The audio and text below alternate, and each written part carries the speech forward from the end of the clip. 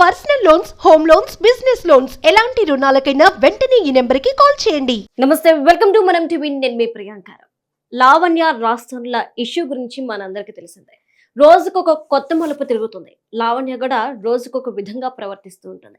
మరి ఈ నేపథ్యంలో అసలు మొదటి నుండి చూస్తున్న వారంతా కూడా కొన్ని ప్రశ్నలు లేవనెత్తుతున్నారు. అలా దీని గురించి స్పందించడానికి ఈ రోజు మనతో పాటు సుభాష్ శర్మ గారు ఉన్నారు. వారితో మాట్లాడి అసలు ఏంటి లావణ్య మెంటాలిటీ ఏంటి, వీళ్ళ స్టోరీలో ఏం జరగబోతుంది అనే విషయాల్ని తెలుసుకుందాం. నమస్కారం సార్. ఎలా ఉన్నారు? బాగున్నానమ్మా. సార్, మొదటి నుండి లావణ్య రాస్తోర్ల ఇష్యూ మీరు చూస్తున్నారు. ఈ ట్రయాంగిల్ లవ్ స్టోరీకి సంబంధించి మీకేం అనిపిస్తుంది అసలు?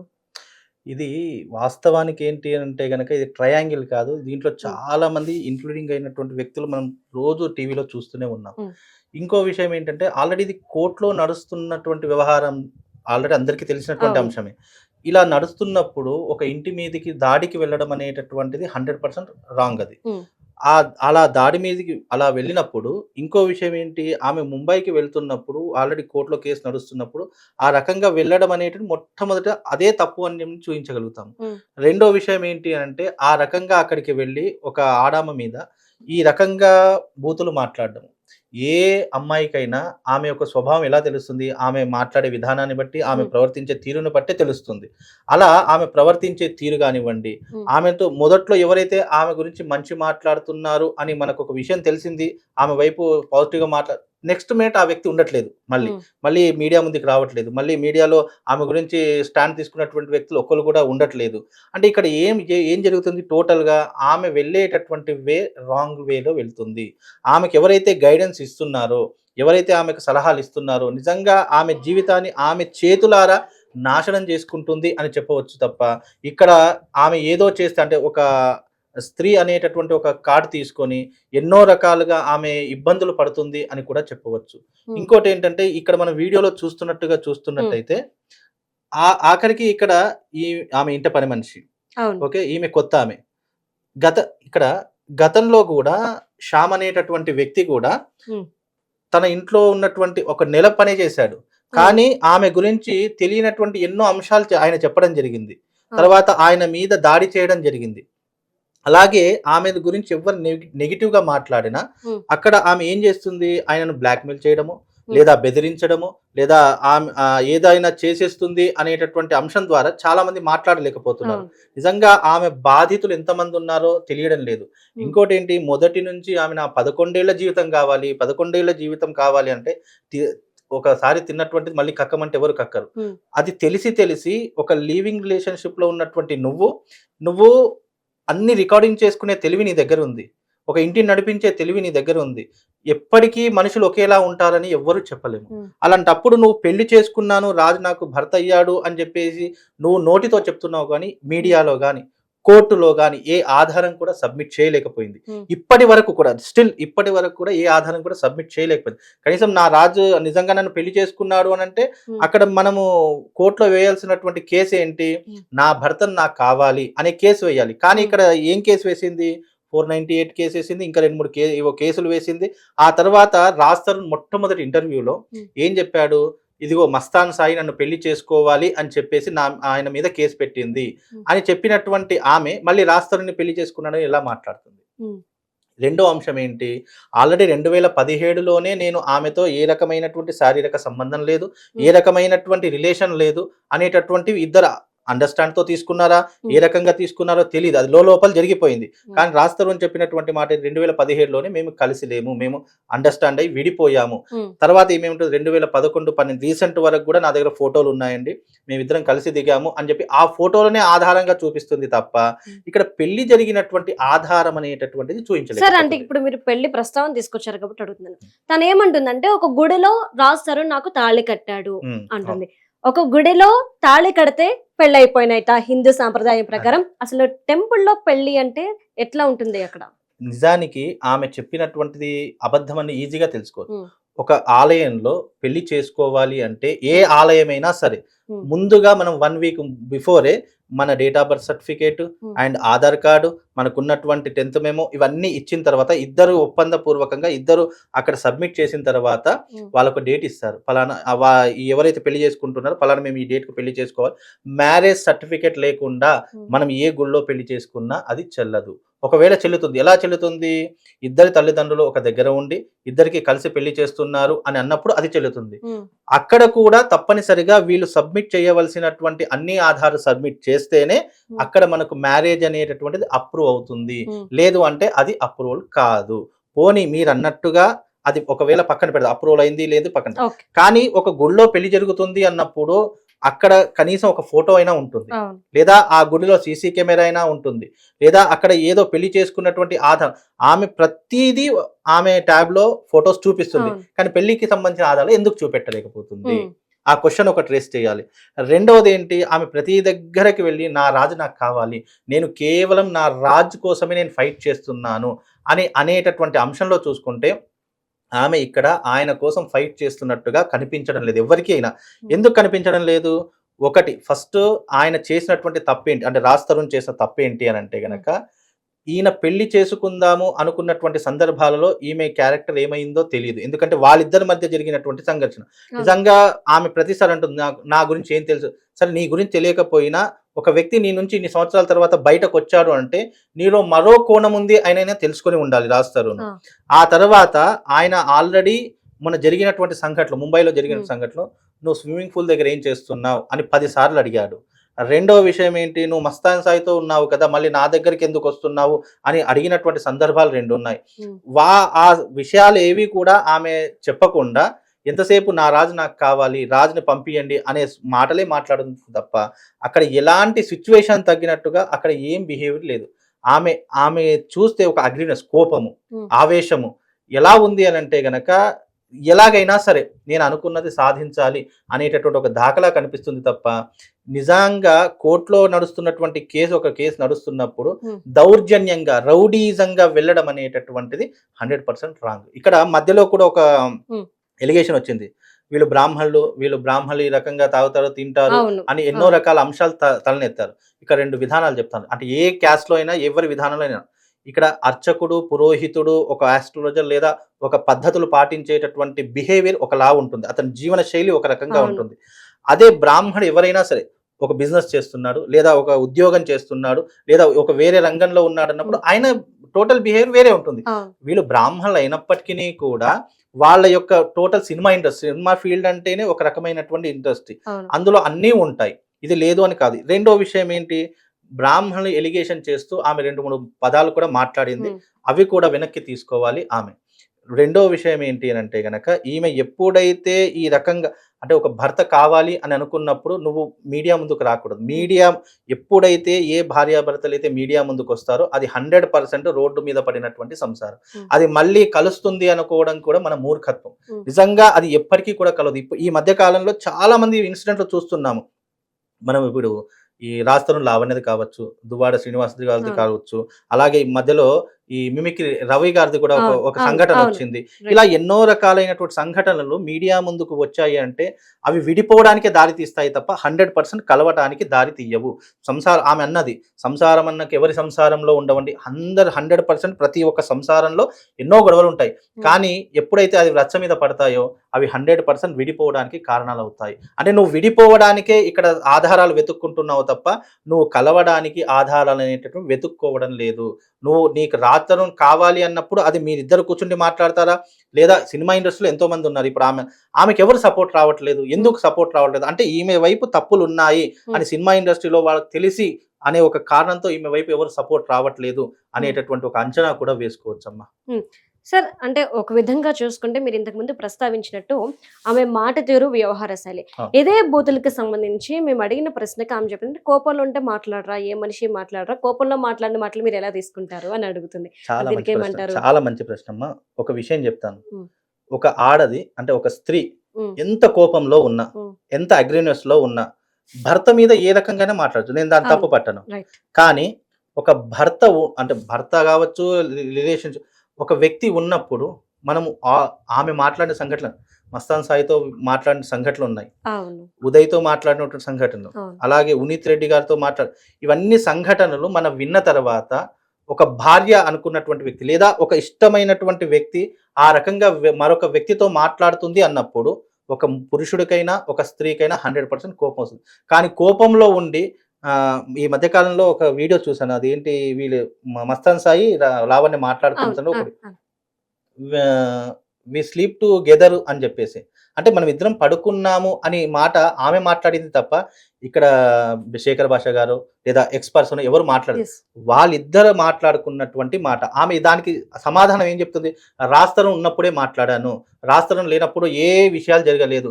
సరే, నీ భర్త ఉన్నప్పుడు నువ్వు ఒక భార్య స్థానంలో ఉన్నప్పుడు ఏ రకంగా మాట్లాడతావు? ఆ విషయం నీకు జ్ఞానం లేదా? నువ్వు ఎంత కోపంలో ఉన్నా, అంటే నువ్వు తాగుతున్నప్పుడు నీ భర్త ఏమనలేదు, నువ్వు తిరుగుతున్నప్పుడు నీ భర్త ఏమనలేదు. అంటే ఇవన్నీ పక్కన పెడితే ఒక సమాజానికి హాని కలిగించేటటువంటి మత్తు పదార్థాలు ఎప్పుడైతే నీ హస్తం ఉందని తెలిసిందో ఆ తర్వాత కదా ఈయన బయటకు వచ్చింది. మొదటి నుంచి ఏమంటున్నాడు, ఇవన్నీ ఎప్పటి నుంచి ఉన్నాయండి, కానీ నా నేనున్నటువంటి తరహాలో నేను రోడ్డు మీదకి రాలేను అని చెప్పేసి రాస్తారని కూడా 100 సార్లు చెప్పాడు.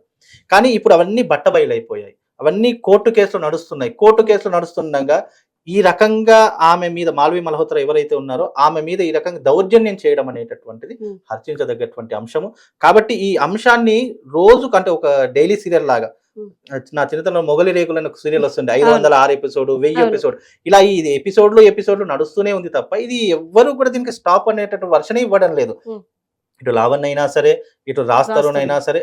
రాస్తరుణ్ ఏం చేస్తున్నారు? రాస్తరుణ్ మెచ్చుకోదగ్గటువంటి విషయం ఏంటంటే, రాస్తరుణ్ తన వ్యవధిలో ఏదైతే తన సినిమాలు ప్రొఫెషనల్ చేసుకుంటూ న్యాయస్థాన్ని ఆశ్రయించాడు కాబట్టి ఆయన సైలెంట్ గా న్యాయపరంగా ఏ రకమైనటువంటి చట్టంలో ఉన్నాయో ఆ రకంగా వెళ్తున్నాడు.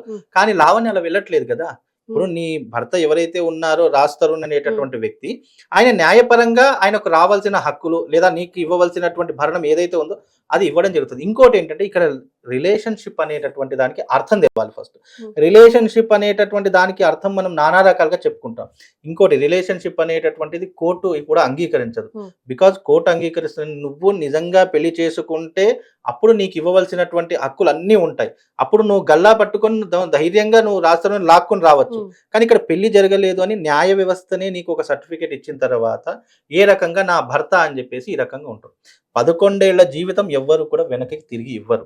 నువ్వు ప్రతిసారి ఒక లేడీ కార్డుని పట్టుకొని నా 11 ఏళ్ల జీవితం కావాలి, 11 ఏళ్ల జీవితం కావాలి అంటే, అట్లా భరించినటువంటి భర్త కూడా 11 ఏళ్ల జీవితం నీకు ధారపోసాడు కదా, ఎప్పుడు వదిలిపెట్టలేదు.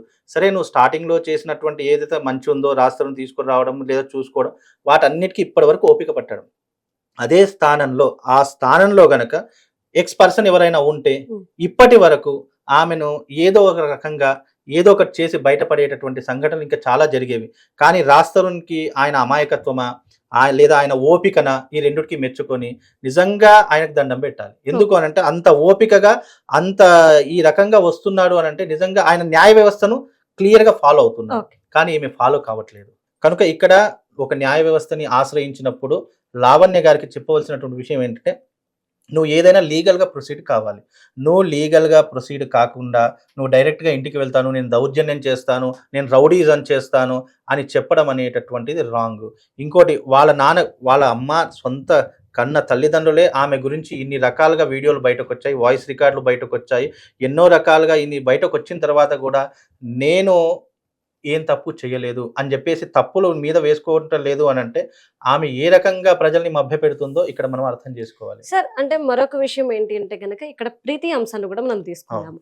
ఎందుకు అంటే, ఓకే, లావణ్యకి డ్రగ్స్ అలవాటు ఉండొచ్చు, వాట్ ఎవర్ ఇట్, కానీ ఈ అలవాటుని మరొకరి మీద బలవంతంగా రుద్దాలి అనే ప్రయత్నం చేయడం, ఆ మత్తులో తాను మాట్లాడిన మాటలు కానివ్వండి, చేసిన పనులు కానివ్వండి, వాటిని రికార్డ్ చేసి ఆ మీడియాలో పెట్టడం అనేది ఇది ఎంతవరకు సరైన పద్ధతి అనుకోవచ్చు? అంటే ఈ ధోరణి చూస్తే తన మైండ్ సెట్ ని మనం ఎలా అర్థం చేసుకోవచ్చు? నిజంగా అంటే ఇది ఒక ఎలా ఉంటుందంటే, సప్త వ్యసనాలలో జూదము మద్యం కూడా ఒక వ్యసనం అన్నట్టుగా ఈ వ్యసనాలు అనేటటువంటి మనిషి బ్రెయిన్ ని కంట్రోల్ చేయలేవు. రెండోది ఏంటి అంటే, ఇక్కడ మనం చూస్తున్నటువంటి తరహాలలో లావణ్య దేనికి ఎడిక్ట్ అయిపోయిందంటే ఆమె చుట్టూ మనుషులు లేకపోతే ఆమె ఉండలేదు. ఆమెకి ఎప్పుడూ కూడా ఆమె కాళ్ళ దగ్గర పని చేసేటటువంటి వ్యక్తులు కావాలి. ఆమె చిటికేస్తే ఆమె దగ్గర అనుకున్నది రావాలి అనేటటువంటి ఒక సైకలాజికల్ ఫీల్.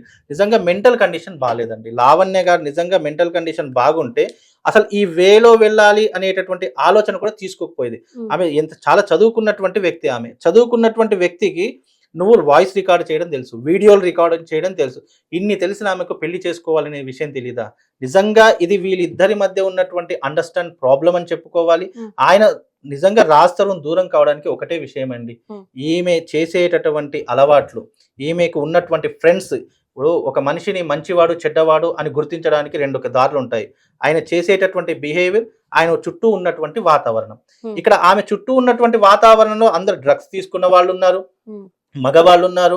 ఆమె మాట్లాడేటటువంటి పద్ధతులు ఏవైతే ఉన్నాయో అవన్నీ మనం చెవులారా విన్నాం. ఇంత విన్న తర్వాత కూడా ఆమె నేను తప్పు చేయలేదు అని అంటే చూసే జనాలు ఏం పిచ్చోళ్ళు కాదు కదా. కాబట్టి ఇక్కడ అన్ని విషయాలు అందరూ కూడా ఆలోచిస్తారు. అందరూ ఆలోచిస్తున్నప్పుడు ఒక వ్యక్తి మంచివాడా చెడ్డవాడా అనేటటువంటిది ఆమె బిహేవ్ చేసే పద్ధతిలో ఉంటుంది. కాబట్టి ఆమె బిహేవియర్ అందరూ చూస్తున్నారు. ఎవరు ఆమెకు సపోర్ట్ చేస్తారు?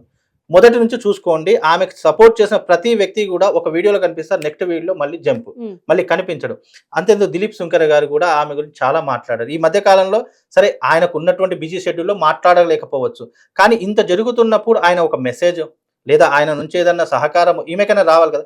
పోనీ మా లాయర్ గారు ఇలా చెప్పారండి, అంత పెద్ద లాయర్ వాదిస్తున్నప్పుడు ఈమె తరపున ఇది రాంగ్ అని చెప్పేసి ఆయన గైడెన్స్ ఇవ్వాలి కదా.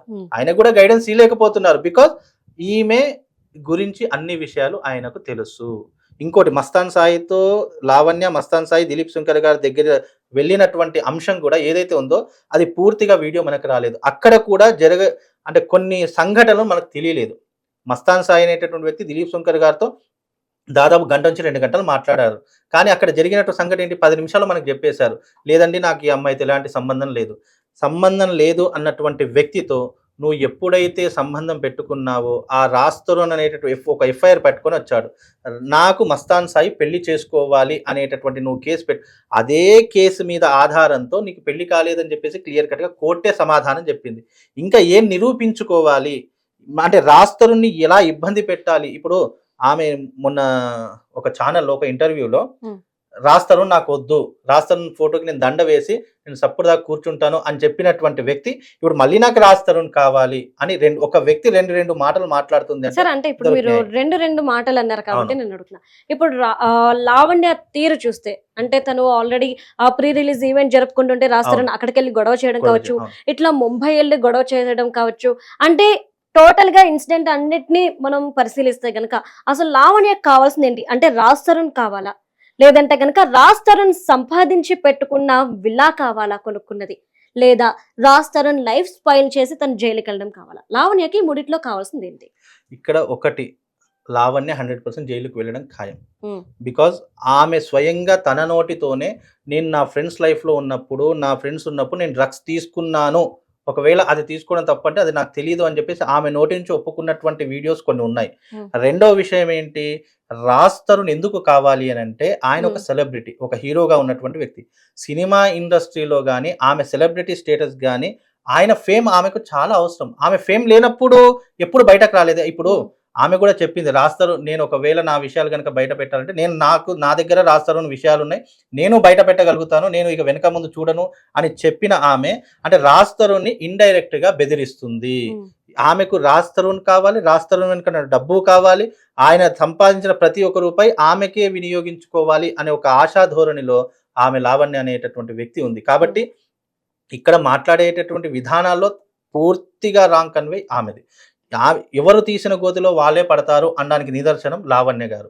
ఎప్పుడైతే ఒక సంసారం అనేటువంటి రచ్చ మీద పడుతుందో అది 100% ఇక్కడ మళ్ళీ ఆమె ఏదో అనుకుంటుంది, మళ్ళీ రాస్తరుణ్ నేను లేకపోతే ఉండలేడు, మళ్ళీ రాస్తరుణ్ నేను లేకపోతే రాలేడు అనుకుంటే 100% ఇది విడిపోవడానికి దారి తీస్తుంది తప్ప రాస్తరుణ్ అనేటటువంటి వ్యక్తి మళ్ళీ లావణ్య జీవితంలోకి ఎట్టి పరిస్థితుల్లోనూ రాడు. ఇది మాత్రం రాసి పెట్టుకోండి. అది కాబట్టి ఇక్కడ ఈమె ఏదైతే ఆలోచిస్తుందో ఆ ఆలోచన విధానాన్ని తప్పు అనేటటువంటి విధానం అయితే ఒకటి చెప్పొచ్చు. ఒక స్త్రీ అన్ని రకాలుగా బూతులు మాట్లాడుతుంది, ఆ రకంగా పోట్రే అవుతుంది అని అంటే విచక్షణ ఏ మనిషికైనా ఒక విచక్షణ జ్ఞానం అది ఒకటి ఉంటుంది కదా, ఆ విచక్షణ జ్ఞానం మర్చిపోయి ఈ రకంగా మనం ప్రతి వీడియోలో చూస్తాం. మళ్ళీ అందులోనూ మస్తాన్ సాయి, ఆ తర్వాత చింటూ, ఇలా ఎంతో మంది ఒక్కళ్ళు బయట పడుతున్నారు కదా. అంటే ఆ మస్తాన్ సాయి ఎప్పుడైతే ఈమెతో మాట్లాడి నెక్స్ట్ డే జైలుకి వెళ్ళాడు, నెక్స్ట్ డేనే. అంటే ఇక్కడ ఈమె హస్తం లేకుండా, ఈమె ఏదైతే ఈమె మాటలు ఏవైతే ఉన్నాయో ఆ ప్రమేయం లేకుండా ఏ వ్యక్తి కూడా భయపడడు. ఆమె ప్రమేయం ఉంది కాబట్టి అందరూ భయపడుతున్నారు. ఇప్పుడు ప్రీతి గాని, లావణ్య గాని అంతమంది బయటపడుతున్నారు. వాళ్ళ నోటితో చెప్పినటువంటి, ఇప్పుడు ప్రీతి ఉంది, ప్రీతి ఏమంటుంది, నాకు డ్రగ్స్ అలవాటు లేదండి, ఆమె బలవంతంగా నా నోట్లో పెట్టి థమ్సప్ పోసేసింది అని చెప్పేసి ఆమె ఒక ఒక బాధితురాలే ఆ రకంగా చెప్పుకున్నప్పుడు ఆమె మాటలు కనీసం ఆమె మాటలు చెప్తుంది, ఈమె మాటలు కూడా నమ్మాలి కదా. స్వయంగా బాధితురాలే చెప్పింది అన్నప్పుడు దానికి ఏదో సాక్ష్యాలు తీసుకురండి. ఇప్పుడు ప్రతిదానికి సాక్ష్యం ఉంచుకొని ఎవరు కూడా డ్రగ్స్ తీసుకోరు కదా. కాబట్టి ఇక్కడ లావణ్య అనేటటువంటి వ్యక్తి ఎంతో మంది జీవితాలను నాశనం చేసింది అని చెప్పేసి నిజంగా చెప్పుకోవచ్చు. బికాజ్ ఆమె చేసినటువంటి బిహేవియర్ కానివ్వండి, ఆమె మాట్లాడే పద్ధతులు కానివ్వండి, ఆమె లైఫ్ విధానం కానివ్వండి, ఇవన్నీ చూసుకుంటే గనక 100% ఇక్కడ తప్పు ఇద్దరిలో తప్పు ఎవరిది అని అంటే, ఈమె చేసే పద్ధతులు, ఈమె మాట్లాడే విధానాలు ఇవన్నీ కూడా లావణ్య వైపే తప్పులు చూయిస్తున్నాయి. ఇదొక్కటి మాత్రం 100% వాస్తవం అని నమ్ముకోవాలమ్మా. సార్, అంటే లావణ్య మరొక మాట ఉంది. లావణ్య తల్లిదండ్రులకి సంబంధించిన వీడియో ఒకటి బయట పెడుతూ, నేను రాస్తాను బ్రాహ్మణుడు కాబట్టి తను నాన్ వెజ్ తినడు, నేను చౌదరీస్, నేను నాన్ వెజ్ తినను, సో బాగుంటది అని మేము అనుకున్నాం. కానీ చూస్తే లెగ్ పీస్లు అవి తింటూ ఉన్నారు, వాళ్ళ నాన్నగారు వాళ్ళంతా కూడా తాగుతూ తింటూ ఉన్నారు, వీళ్ళు అసలు బ్రాహ్మణులేనా అన్న ప్యాటర్న్ లో తను మాట్లాడడం అనేది జరిగింది. మరి ఒక బ్రాహ్మణుడు అయిన వాళ్ళు ఈ విధంగా చేయడం సరైన పద్ధతా కాదా అని? ఇక్కడ 2 పద్ధతులు ఉన్నాయమ్మా. ఇక్కడ పూజాది క్రతువులు పాటించే వాళ్ళు ఒక పద్ధతితో ఉంటారు. అలాగే గురువులు కానివ్వండి, పూజా క్రతువులు, అర్చకులు కానివ్వండి, వీళ్ళ పద్ధతులన్నీ కూడా ఏ రకంగా ఉంటాయంటే ఆచారంతో ముడిపడి ఉంటాయి. ఇంకో కేటగిరీ ఉంటుంది, అంటే బ్రాహ్మణ అయినప్పటికీ కూడా ఆయన ఉద్యోగం చేసేవాడు కానివ్వండి, లేదా ఇండస్ట్రీ రంగంలో ఉన్నటువంటి వారు కానివ్వండి, లేదా బిజినెస్ రంగంలో ఉన్నటువంటి వృత్తి వ్యాపారాలు చేసేటటువంటి ఎవరైతే లైఫ్ ఉంటుందో వాళ్ళ లైఫ్ అంతా ఒక రకంగా ఉంటుంది. ఇక్కడ ఈమె కూడా తప్పకుండా బ్రాహ్మణులందరికీ కూడా క్షమాపణ చెప్పే తీరాలి. అక్కడ బ్రాహ్మణుడు కమ్యూనిటీ అనేటటువంటిది తీసుకురావడం కూడా ఒకందుకు అది తప్పు అని కూడా చెప్పుకోవాలి. ఎందుకంటే ఇప్పుడు తన తల్లిదండ్రులకు సారీ ఎలాగైతే చెప్పిందో బ్రాహ్మణులకు కూడా అదే రకంగా ఆమె క్షమాపణ చెప్పే తీరాలి. లేదు అని అంటే ఇది ఎంత దూరం వెళుతుందో కూడా ఎవరికి తెలియదు. ఎంతసేపు శివుడు నా తండ్రి అనుకుంటున్నాను, తప్పు చేసినటువంటి వాడికి శివుడు చూసుకుంటాడు అని అనుకున్నాను. నువ్వు భగవంతుడి మీద అంత విశ్వాసం, నమ్మకం ఉన్నప్పుడు నువ్వు బ్రాహ్మణ్ణి నిందించడం అనేటటువంటిది కూడా తప్పే. అది నీ వ్యక్తిగత విషయం. నువ్వు ఇక్కడ కులాన్ని తీసుకురావడము, నేను చౌదరిని, వాళ్ళు బ్రాహ్మణులు ఈ రకంగా ఉంటారా, తాగుతాడు, తెల్లవారులు తింటాడు, ఇవన్నీ అనవసరమైనటువంటి విషయాలు. నువ్వు అనవసరంగా అంటే తిననటువంటి వాడు కూడా అయ్యో వీళ్ళే తింటున్నారు, వీళ్ళెందుకు తినరు అనేటటువంటి ఆలోచన కూడా నువ్వు రేకెత్తించినట్టే కదా. అంటే ప్రజలలో కూడా తెలియనటువంటి అంశాలు, వాళ్ళ మైండ్లో లేనటువంటి అంశాలు కూడా నువ్వు ఇంజెక్ట్ చేసినట్టు ఎక్కి వాళ్ళ మైండ్లో దూర్చి అనవసరంగా మంచి బ్రాహ్మణుడు కూడా నీ వల్ల అనవసరం ఇబ్బందులు పడుతున్నాడు కదా. కాబట్టి ఇక్కడ బ్రాహ్మణుడు అనేటటువంటి కమ్యూనిటీ ఎట్టి పరిస్థితుల్లోనూ తీసుకురాకూడదు. అలా ఈమెను కదా, ఎవరైనా సరే ఎవరి వ్యక్తిగత జీవితాలు వాళ్ళకు ఉంటాయి. నీ వ్యక్తిగత జీవితం ఎప్పుడు నీ మధ్య ఉంటుంది, నువ్వు 4 గోడల మధ్య ఉన్నప్పుడు నీ వ్యక్తిగత జీవితం నీ దగ్గర ఉంటుంది. కానీ నువ్వు బయటకు వచ్చావు కాబట్టి ఇంతమంది మాట్లాడాల్సినటువంటి తీరు వస్తుంది తప్ప, లేదు అని అంటే ఆమె లైఫ్ ఆమె చూసుకుంటే అసలు ఇంతవరకు అసలు మీడియా ముందుకు వచ్చేది కాదు. మనం ఈ రకంగా మాట్లాడేటటువంటి విషయాలు కూడా ఉండేటటువంటివి కావు. కనుక నేను ఒకటే చెప్తాను, ఆమె రాస్తరును దక్కించుకోవాలి అని అంటే ఆమె వెళ్లాల్సినటువంటి పద్ధతి ఇది కాదు. కాబట్టి ఇది ఆలోచన చేసుకుని నిర్ణయం తీసుకుంటే బాగుంటుంది. ఈ రౌడీజము, ఈ దౌర్జన్యము, ఈ మాటలు మాట్లాడే పద్ధతులు 100% ఈ 3 విధానాలు ఆమె మార్చుకోవాలి. ఎంత కోపంలో ఉన్నా, ఇప్పుడు భర్త ముందరున్నాడు, ఇంకో మొగాడితో మాట్లాడతాను అంటే ఏ భర్త, ఏ మగాడు కూడా సహించడు అన్నప్పుడు అది నువ్వు జోక్గా తీసుకుంటావు అంటే నీ జీవితమే జోక్ అయిపోతుంది, అంటే నవ్వుల పాలైపోతుంది. నువ్వు నవ్వులాట కోసం చేసిన ప్రతిదీ కూడా ఇప్పుడు నీ జీవితానికి ఎఫెక్ట్ చూపిస్తుంది. ఎప్పుడో చేసిన సంఘటనలు కూడా ఇప్పుడు నీ జీవితం మీద ఎఫెక్ట్ పడుతున్నాయంటే జీవితం నవ్వులాట కాదు. నా భర్తకు నేను ప్రోకింగ్ చేస్తున్నాను, నా భర్తకు తెలిసేలా చేస్తున్నాను అని అంటే ఇప్పుడు అవన్నీ విషయాలు నీకు రాంగ్గా కన్వే అవుతున్నాయి, నీ జీవితానికి రాంగ్ కన్వే చేస్తున్నాయి. కనుక ఇప్పటికైనా మారి సమస్యను శాంతియుతంగా నువ్వు పరిష్కరించుకుంటే బాగుంటుంది. లావణ్య జీవితం బాగుపడాలంటే ఎట్టి పరిస్థితుల్లో రాస్తరుణ్ అనేటటువంటి వ్యక్తి లావణ్య జీవితంలోకి రాడు. ఇక ఆమెకు ఇవ్వాల్సింది ఒకటే, నష్టపరిహారం అనేటటువంటి ఒకటే చెందుతుంది. ఆ నష్టపరిహారం అనేటటువంటిది ఇస్తే ఆమె సైలెంట్ గా ఉంటుంది. ఆమె ఏ వీడియోలో అయినా చూడండి, మొదటిసారి రాజ్ నాకు వద్దు అని అన్నది, మళ్ళీ రాజ్ కావాలని ముంబైకి వెళ్ళింది, తర్వాత రాజ్ ఆస్తి వద్దు నాకు ఏమొద్దు, రాజ్ నాకు ఏదైనా చెప్పేసి వెళ్తే బాగుండేది అనే ఆమె రాజ్ తో అక్కడికి వెళ్ళినప్పుడు కూర్చొని మాట్లాడి ఎందుకు ఇట్లా ఉన్నావు, ఎందుకు ఇట్లా వచ్చేసావు అని ఆనే సామరస్యంగా మాట్లాడుకుంటే అయిపోయేదాన్ని ఇంత రచ్చ చేయవలసిన అవసరం ఏంది? ఇప్పుడు ఆయన రాజ్ అనేటటువంటి వ్యక్తి ఆమె జీవితం నుండి వెళ్ళిపోయాడు. వెళ్ళిపోయిన తర్వాత ఆయన జీవితం ఏదైనా చేసుకుంటారు. మాలు మల్హోత్రా దగ్గరికి వెళ్తాడు, లేదా ఒంటరిగా ఉంటాడు, లేదా ఇంకెక్కడికైనా. సినిమా ఇండస్ట్రీ అంటేనే ఒక రకమైనటువంటి ఇండస్ట్రీ అది. కాబట్టి ఆ దారిలో వెళ్తున్నప్పుడు ఆయన ఎక్కడికైనా వెళ్తాడు కదా, దాన్ని మళ్ళీ మనం ఈ రకంగా తీసుకుని వచ్చేసి అనవసరంగా రాంగ్ కన్వే చేసి నీ జీవితాన్ని అనవసరంగా నువ్వే పాడు చేసుకున్నట్టు కదా. కాబట్టి అలా జీవితాలని నాశనం చేసుకోకుండా దీన్ని ఇప్పటికైనా ఒక కొలికి తీసుకొని వచ్చి నిదానంగా కూర్చుని మాట్లాడతారా, మాల్వి మల్హోత్రాతో మాట్లాడతారా, లేదా రాజ్ మాట్లాడతారా, రాజ్ మీడియేటర్ ఉన్నటువంటి వ్యక్తితో మాట్లాడతారు, నాకు ఇట్లా అన్యాయం జరిగింది, నాకు ఈ రకమైనటువంటి విధానాలు కావాలి, పద్ధతులు కావాలి, లేదా నాకు ఇంత నష్టపరిహారం, అది సామరస్యంగా కూర్చుని మాట్లాడుకుంటే అయిపోయేదానికి ఇంత దూరం తీసుకొచ్చారు అని అంటే అది 100% రాంగ్ అని చెప్పవచ్చు. Okay, right. Thank you so much sir.